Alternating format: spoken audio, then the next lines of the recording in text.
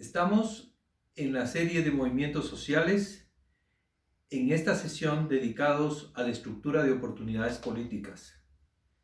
Es una escuela básicamente asentada en Estados Unidos, pero también con investigaciones realizadas en Europa, cuyos exponentes son Tilly, Tarrow y una cantidad de autores que han hecho investigaciones con los parámetros de esta propuesta teórica sobre movimientos sociales.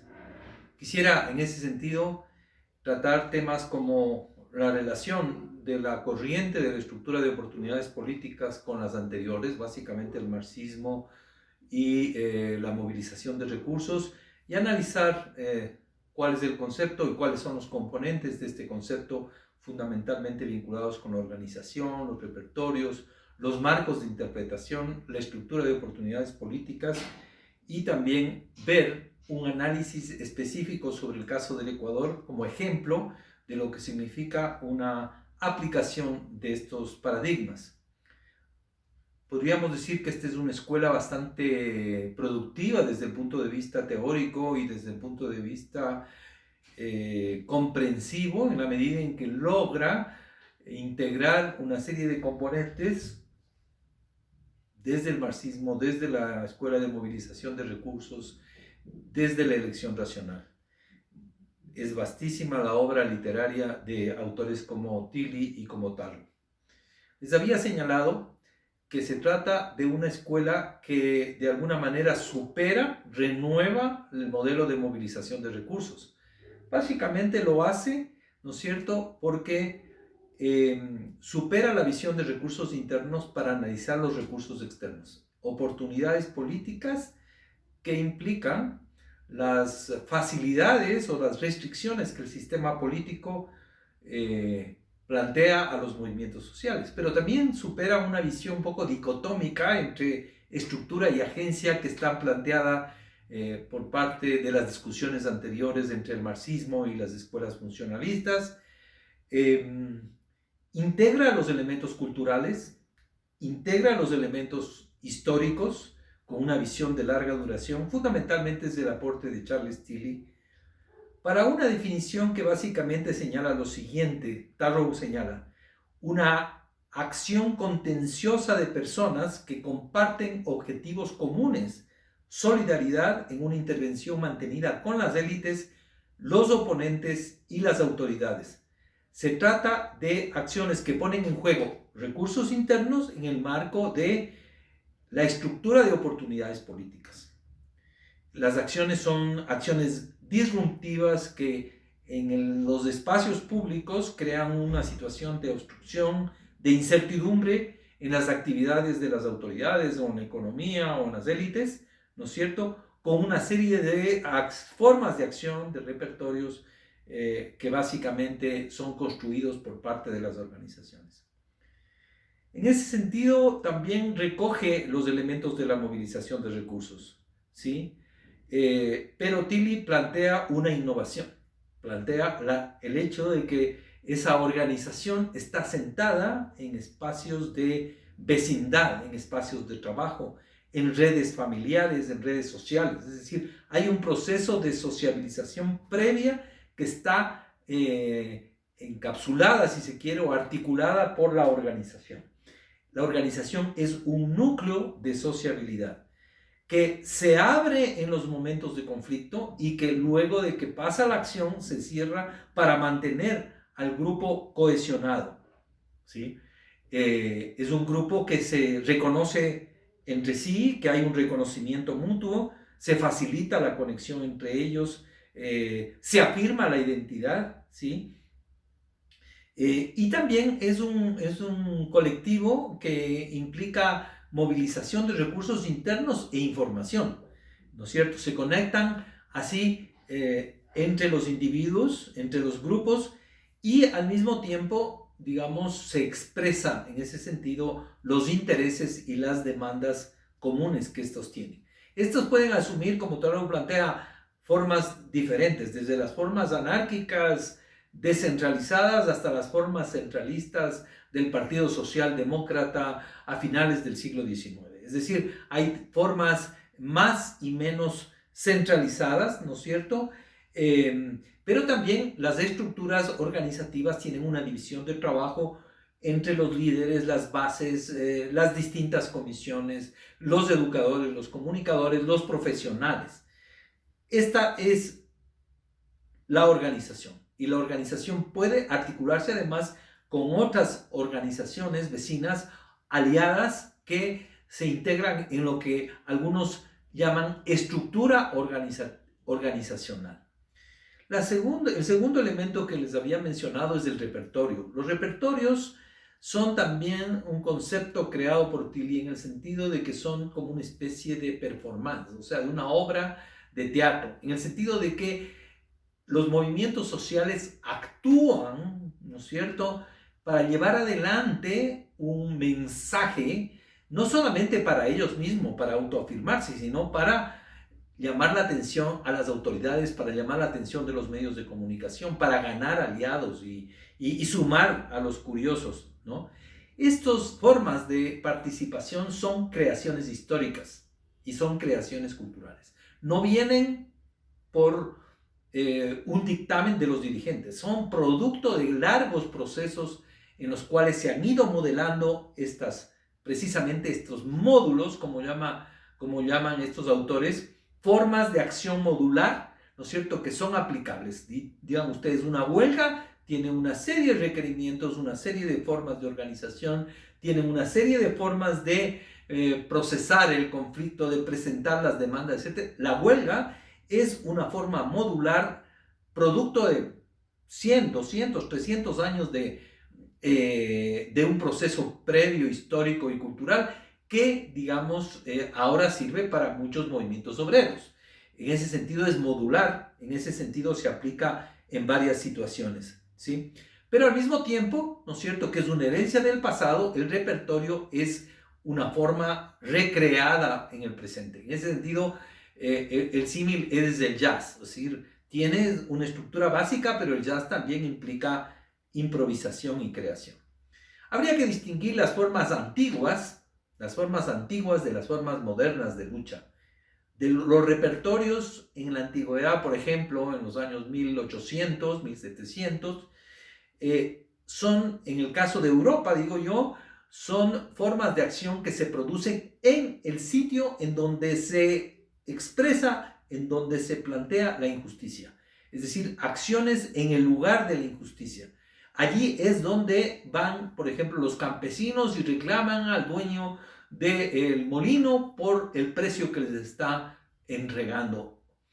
Eso significa que las formas de protesta que tienen los campesinos están muy insertos con las tradiciones locales, con las formas religiosas, ¿no es cierto?, con las fiestas religiosas, y de alguna manera se expresa a través de formas teatralizadas de burla a los patronos, a las autoridades, ¿no? Pero lo importante es que son formas locales. En el caso de la modernidad son formas que se van haciendo nacional, ¿no es cierto?, que son expresiones, ¿sí?, que se dan en lugares ad hoc específicos para la protesta, en una calle, en una plaza, no necesariamente en el sitio en el que se produce el conflicto, ¿no es cierto?, a través de estas formas modulares que he mencionado, como la huelga, como la marcha, como el mitin, ¿no es cierto?, y con símbolos elaborados específicamente para esa acción. Por ejemplo, los logotipos, por ejemplo, las banderas, ¿no es cierto?, la hoz y el martillo, por ejemplo, que es la forma más típica de las organizaciones de izquierda, ¿sí?, con formas de organización especial. No es la comunidad que sale en bronca contra el molinero, sino son formas de asociación voluntaria, sindicatos, por ejemplo, para enfrentar el conflicto. Estas formas, tanto las tradicionales como las modernas, se han ido innovando también con los procesos de globalización. Por ejemplo, voy a poner un caso, las tesis. El grupo feminista llevó adelante un performance que se extendió mundialmente. Esto, por ejemplo, es una forma de lucha, una forma de acción, un performance mundial que se extendió por las redes sociales. Entonces hay formas de innovación, tanto desde el lado de la modernidad como de formaciones antiguas. Quisiera decir que esto se da en nuestros países de manera más cercana. Por ejemplo, en el caso de Ecuador, el movimiento indígena estuvo asediando a los usureros o a los curas o, por ejemplo, a los terratenientes en los lugares del conflicto, de la injusticia, en el caso de Otavalo, ¿no es cierto? Ese asedio que se daba de parte de los indígenas en los primeros momentos de la lucha de la movilización indígena de los años 60, y después, por ejemplo, los levantamientos indígenas, que son una forma muy distinta que la huelga y que integra una serie de manifestaciones religiosas, de ceremonias, etc.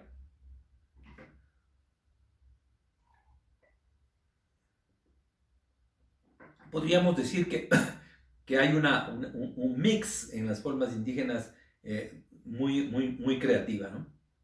Aparte de la organización y de los repertorios, el otro elemento son los marcos de interpretación. ¿Qué significa el marco de interpretación? Básicamente significa que la gente encuentra un marco común de interpretación de la injusticia. Es decir, de alguna manera tienen un acuerdo entre los miembros de una organización sobre cuál es el problema, cuáles son los responsables de esa injusticia, cómo se tiene que unificar el grupo para actuar y el curso sobre el cual tiene que desarrollarse la acción. Todos estos elementos, digamos, la ubicación de la injusticia, de los responsables, de los adversarios, la identidad propia del grupo frente al adversario y la acción, todo eso tiene que ver con la construcción de ideas, valores, emociones que son parte de esos marcos de interpretación, ¿no es cierto? Y que de alguna manera son la ideología que está cohesionando al grupo. No es un producto solamente de los comunicadores o de los dirigentes, es una construcción en base a un stock de ideas y de valores y de lo que podríamos llamar el sentido común, según Gramsci, de derechos y de deberes que tienen los miembros de una organización para poder luchar. Entonces, el tercer elemento son los marcos de interpretación. En definitiva, son marcos culturales, ideológicos, que orientan la acción y que de alguna manera está presente en el conjunto de las organizaciones. Y el otro elemento adicional que está planteando Tilly y Tarrow tiene que ver con la estructura de oportunidades políticas. ¿Qué significa esto? Significa que los movimientos no solamente se tienen que sustentar en los recursos internos, como la organización, como los miembros, como las cuotas, que son parte de la organización, sino que también tienen que mirar el conjunto del contexto del sistema político que facilita o restringe. En un momento determinado se plantean la inquietud siguiente, estos autores.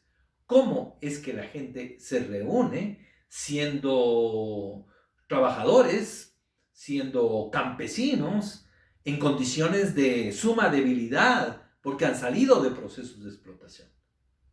Tienen que aprovechar las oportunidades políticas. Esta es la idea, es decir, los recursos internos se potencian con los recursos externos de la acción que en definitiva limitan o facilitan la acción de los movimientos. Los movimientos sociales no son tontos, tienen que pensar bien en qué condiciones se están moviendo y aprovechar las circunstancias para poder actuar. Aquí estamos planteando varias cuestiones. Estamos planteando, por ejemplo, ¿cómo se llevan las élites? ¿Hay acuerdo entre las élites? ¿Hay unidad entre las élites? ¿O hay diferencias entre las élites? ¿Hay pugnas entre las élites? Y por lo tanto puede, en medio de esa pugna, emerger como un movimiento social. Esto es una cosa importante. ¿O hay una discrepancia entre el sistema judicial y el ejecutivo, el parlamento? Ese tipo de pugnas pueden servir para emerger, para actuar de una manera más, potenciar más la acción de los movimientos. La disponibilidad de aliados puede ser. que se integre, la iglesia, que sea apoyada por los medios de comunicación, que sea apoyada por otros actores, o por sectores parlamentarios también. O sea, muchas veces los movimientos tienen que de alguna manera jugar también en el terreno político electoral y alinearse con un sector para poder enfrentar a otro sector. Estos elementos, relaciones entre las élites, disponibilidad de aliados, acceso a las instituciones, alineamiento o no alineamiento electoral, son parte de esta estructura de oportunidades políticas en donde también está el Estado y también está la economía. Hay mucha gente que dice y critica a esta escuela, planteando que no ha tomado en cuenta también factores económicos. Muchas veces la expansión económica puede ser un factor muy importante que favorezca a la movilización social. Veamos un caso concreto, veamos el caso de Ecuador. En este caso, una investigación realizada sobre la Revolución Ciudadana del 2007 al 2017. Con estas fuentes teóricas, con estos conceptos de estructura de oportunidades políticas, analicé las 3 fases del gobierno de la Revolución Ciudadana, que va del 2007 hasta el 2009, del 2009 hasta el 2013 y del 2013 al 2017. Es interesante que en todo este proceso, ¿no es cierto?, se supera el marco de oportunidades políticas que existían en el Ecuador hasta el año 2006. La crisis política, con la caída de 3 presidentes y con la pugna entre las élites, hacía favorable la estructura de oportunidades políticas. Paradójicamente, facilitaba la movilización de los sectores populares, como se dio, por ejemplo, con la movilización indígena, con la movilización de los forajidos. Entonces, había pugna de las élites, había ciertos niveles de participación, especialmente a nivel territorial, a nivel local, ¿no es cierto? Encontramos una crisis del sistema político, también había crisis económica, ¿no es cierto? Pero había un Estado que prácticamente estaba despreocupado de las condiciones de vida de la población. Estas condiciones cambian en el 2007. Las élites entran en un conflicto fuerte con el gobierno de la Revolución Ciudadana y los movimientos sociales se integran a la constituyente. Es decir, estamos hablando de un primer momento, 2007, en el cual se convoca la constituyente y los actores sociales, como por ejemplo el FUD, la CONAIE, el Frente Popular y otras organizaciones de los eléctricos, de los pescadores, de los ecologistas, se unen con el bloque de la Revolución Ciudadana para enfrentarse a la derecha. Hay un proceso de constituyente y por lo tanto de apertura hacia los actores sociales. Fíjense ustedes, este factor de acceso a las instituciones es favorable, ¿no es cierto? Pero también hay otro elemento, y es que la estrategia fundamental de la Revolución Ciudadana fue elecciones, una tras otra, y eso significa que la gente tiene que participar menos como actores organizados en la sociedad y más como ciudadanos que votan. En ese sentido, la Revolución Ciudadana polariza a través de las urnas y esto de alguna manera sí debilita las posibilidades de acción de los movimientos sociales.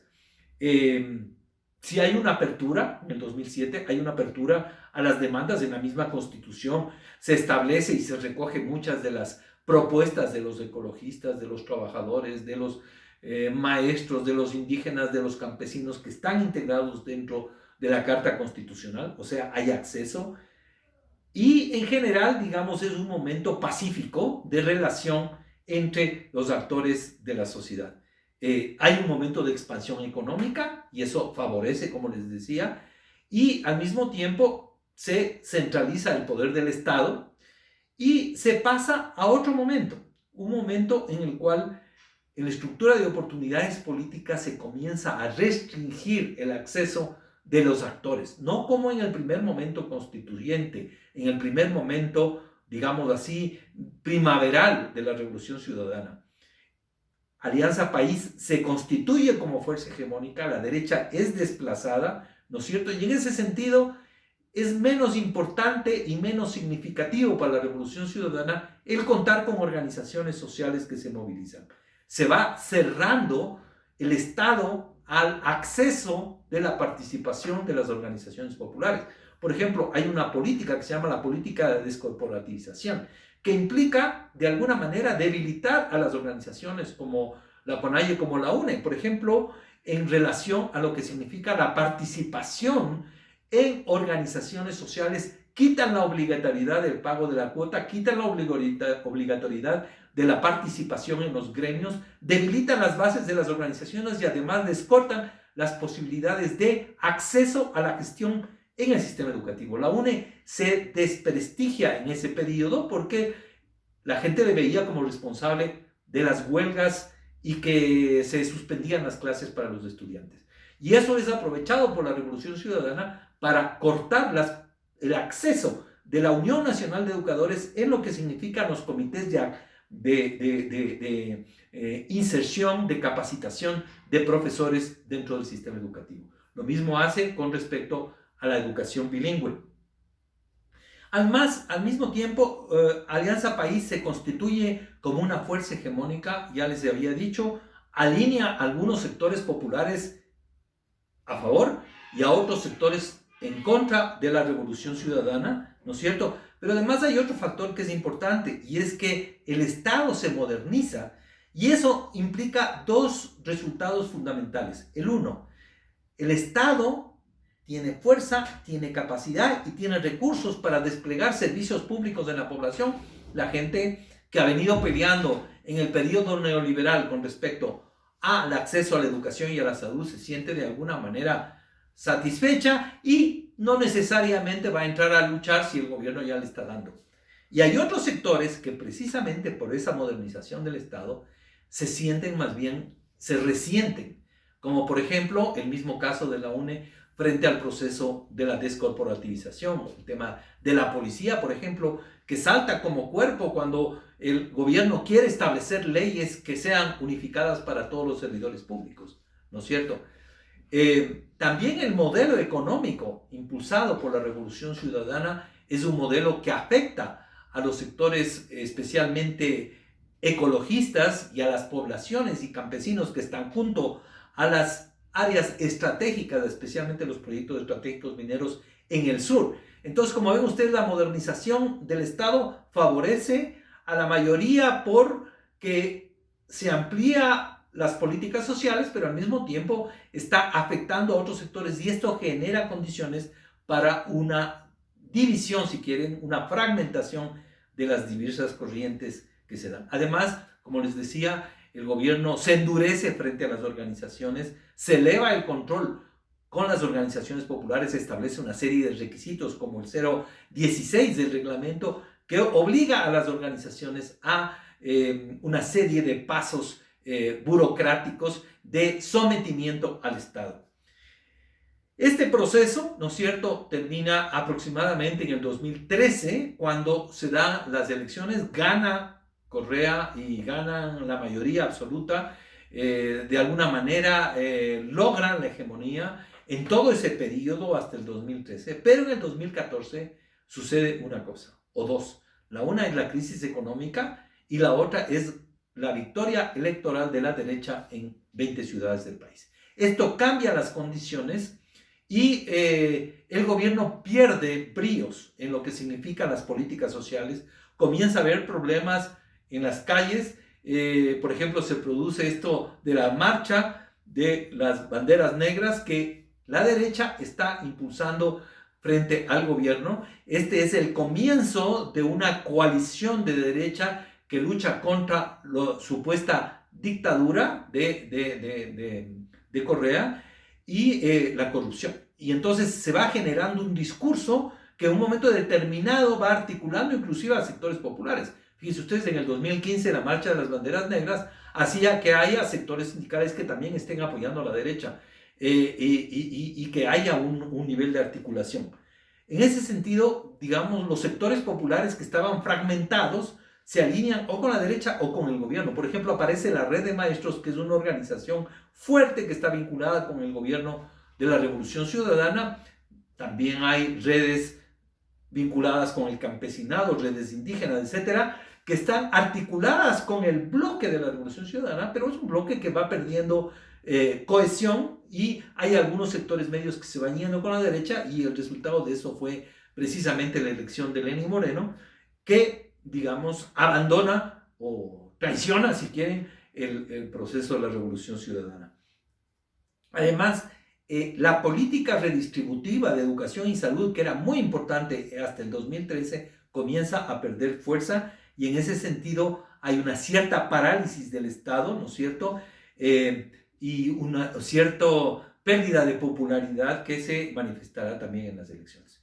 Esto, en definitiva, es una revisión rápida de este concepto de estructura de oportunidades políticas.